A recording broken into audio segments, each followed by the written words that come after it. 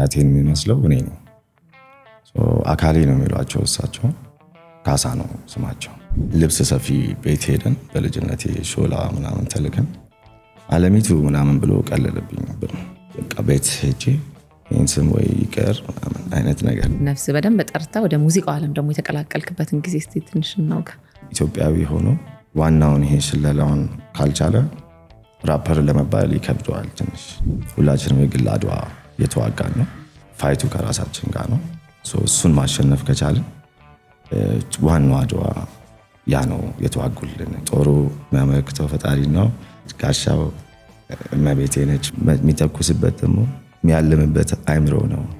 በድምፅ ማስታወስ አይቻልም? ይቻላል እኮ በእናትህ እናስነካ።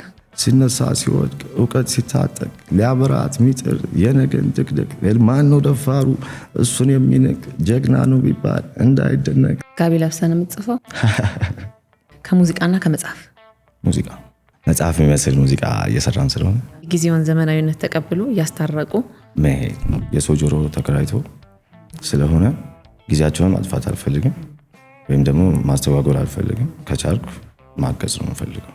አዋቂዎች ሲጣሉ ሕፃን ልጅ ካለ የሚወስደው ነገር ተባሪ ነው፣ መጥፎ ነገር ይወስዳል። አዋቂዎችን በሆነ ወይ ኢንቲሚዴት ማድረግ፣ ማስቀናት፣ እንቁልልጭ ማለት ይሄ ወጣት ልጅ እንደዚህ ቀና ልብ እያለ እነዚህ ሰዎች ምን ያስፈራሃል? እንደ ካስማሰ የጥበብ መጀመሪያ እግዚአብሔርን መፍራት ነው የሚለው። ራስን መክረህ ታውቃለህ? ያ ምን ብለህ መክረህ ታውቃለህ? ለሰው ብለህ ምን አትጨናነቅ ምናምን እለዋለሁ። ግን ያው ምክሩን የሰማ አይመስለኝ። አይሰማም። ከአይምሮህ የማይጠፋ ትልቅ አንድ ምክር ምንድን ነው? ተለይተህ በራስህ መንገድ ተራመድ። ረጋ ብሎ መደሰት ምንድን ነው? ረጋ ብሎ ሀሳብን መግለጽ ከተቻለ እሱም ራሱ ኢንተርቴኒንግ ነው። እዛ ደግሞ ወደ ትልልቁ ሀሳብ ቀስ እያለን እንደርሳለን። ክራውድ ውስጥ ሆኜ ነው የማስበው። ኮንሰርት ውስጥ ሆኜ ኮንሰርቱ ውስጥ ያሉ ሰዎች እውነት ደስተኞች ናቸው ምናምን ጠይቃለሁ። ምንትዋብ የሚለውን የሙዚቃ ስራህን ደግሞ ስትሰራ ምን አይነት ሀሳብ መጥቶልህ ነው? ሙዚቃውን በራሴ ነው ዝም ብዬ ተነሳስቼ የሰራሁት።